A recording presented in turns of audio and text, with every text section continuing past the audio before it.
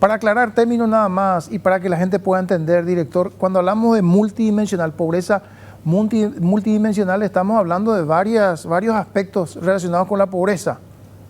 Es así mismo, ahí vemos en la lámina que están presentando las 4 dimensiones que estudia o que se abordan en el índice de pobreza multidimensional. La primera de la izquierda, como se ve, es trabajo y seguridad social y las variables de esa dimensión. También una segunda dimensión de vivienda y servicios, posteriormente también salud y ambiente, y una última dimensión que es la cuarta en materia de educación. Dentro de cada una de estas dimensiones hay nuevamente variables, que son 15 variables y que se estudian en su conjunto.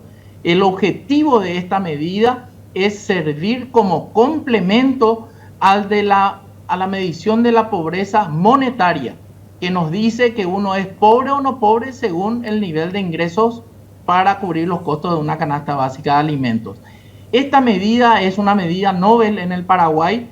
Lo trabajamos con la Universidad de Oxford y su iniciativa contra la lucha de la pobreza y el desarrollo humano, OFI por sus siglas en inglés, y hoy día es el tercer año consecutivo que estamos presentando con cifras, digamos, de mejoría.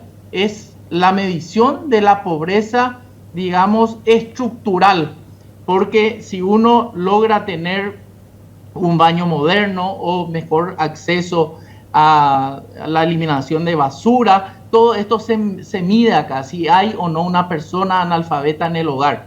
Entonces, en resumen, podemos contar hoy que el 17,5% de los hogares en la República está en pobreza multidimensional. Es un hogar pobre multidimensional cuando tiene carencias, más de 4 carencias ese hogar. Como vemos ahí que estamos viendo ahora en la gráfica, ese es un hogar que tiene, por ejemplo, carencias al momento de tener prácticas inadecuadas en la eliminación de basura, o hay una persona que no aporta a la caja de jubilaciones en el hogar, o también ese hogar puede contar con personas de 10 a 17 años trabajando, o ese hogar también tiene personas que viven en hacinamiento, 4 o más personas en un mismo dormitorio. Entonces estamos hablando en este caso de un hogar pobre multidimensional. En la zona rural hay más hogares con pobreza multidimensional. Son cerca del 35,6% de los hogares de zonas rurales que están en pobreza multidimensional. Y en la zona urbana esto es menor. Estamos en torno al 7% de hogares pobres multidimensionales en zonas urbanas. Esta medida es fundamental para la formulación de políticas públicas, también para reportar a los objetivos de desarrollo sostenible, que son, digamos, un compromiso que nuestros países han asumido, y por supuesto también por qué se da esa mejoría en los últimos años en el Paraguay. Principalmente porque la gente tiene mejor acceso a un sistema de eliminación de basuras, y también la gente cada vez más está dejando el uso de carbón o leña para cocinar y se está yendo hacia una fuente de energía eléctrica. Los departamentos que son más afectados por la pobreza multidimensional son en este orden: San Pedro, en donde el 38% de los hogares son pobres multidimensionales. Le sigue Caazapá con un 36,7% de hogares en pobreza multidimensional. El departamento de Caaguazú con el 28% de los hogares en pobreza multidimensional. El departamento de Itapúa en torno al 25% de hogares en pobreza multidimensional. Y le siguen Alto Paraná con un 12%, finalmente Central con un 6%, y Asunción es el que menos afectado está por la pobreza multidimensional, solamente con el 3% de hogares en pobreza multidimensional. Estos son algunas de las cifras que estamos dando a conocer para que también la opinión pública sepa cómo está la pobreza multidimensional hoy día en el Paraguay. ¿Cuál es el grado de importancia de este informe, director? ¿Qué se hace con este informe, por ejemplo? Este informe, en primer lugar, visibiliza el goce de los derechos de la población paraguaya. Nos muestra cómo están nuestros hogares, nos muestran las carencias que tienen en una mirada holística. Esto es tomado por los formuladores e implementadores de políticas públicas para que sean revisadas las políticas públicas que se están haciendo y también se puedan formular nuevas políticas para mejorar la calidad de vida de las personas en el Paraguay.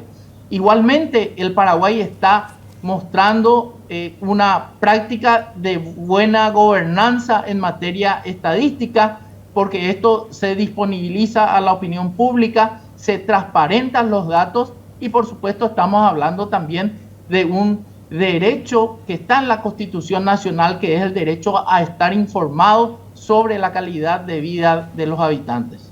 Simplemente para poder aclarar conceptos, director, cuando hablamos de pobreza multidimensional, ¿esto va concatenado, va de la mano con la pobreza extrema o no?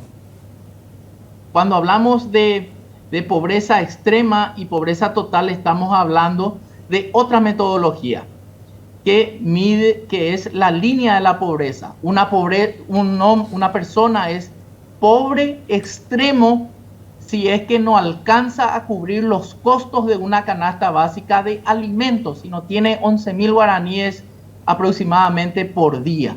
Y es pobre monetario si no alcanza a cubrir los costos de una canasta básica de consumo, que ya son alimentos y bienes básicos, o alrededor de 26.000 guaraníes por día per cápita por hogar. Entonces, son dos medidas que se complementan. Lo que estoy mencionando, la pobreza monetaria, uno es pobre o no pobre según sus ingresos, y este nuevo enfoque estudiado que es la pobreza multidimensional. Si ese hogar tiene 4 o más carencias como las que estuvimos mencionando anteriormente. Simplemente para recordar, director, 17,66% de la población total afecta a esta pobreza multidimensional según el último informe. Comparativamente en años anteriores esto fue mejorando, digamos, es positivo. Sí. ¿Tiene los datos de años anteriores, director? Por supuesto que sí. Nosotros, este es el tercer año que estamos publicando oficialmente. Pero también la fuente de información es la encuesta permanente a hogares, que desde el año 2017 se hizo durante todo el año. Entonces podemos decir que en el año 2016 la pobreza multidimensional estaba en un 34% de hogares en la República. Esto fue bajando gradualmente en el 2017 a un 30%, luego en el 2018 a un 29%, en el 2019 llegamos a estar en torno al 26%, en el 2020 estuvimos en torno al 24%, luego en el 2021 bajamos a un 20% y finalmente en el año 2022 bajamos nuevamente a un 17,66%, porque las variables que se estudian han mejorado, o sea, la gente ha encontrado cómo no vivir tanto en hacinamiento, o ha mejorado sistemas de recolección o eliminación de basura más sostenibles, o ha migrado del carbón a la electricidad, o existen más personas que hoy están aportando a una caja de jubilaciones, y son esas las variables que enriquecen un poco el enfoque de la pobreza multidimensional, Claudio.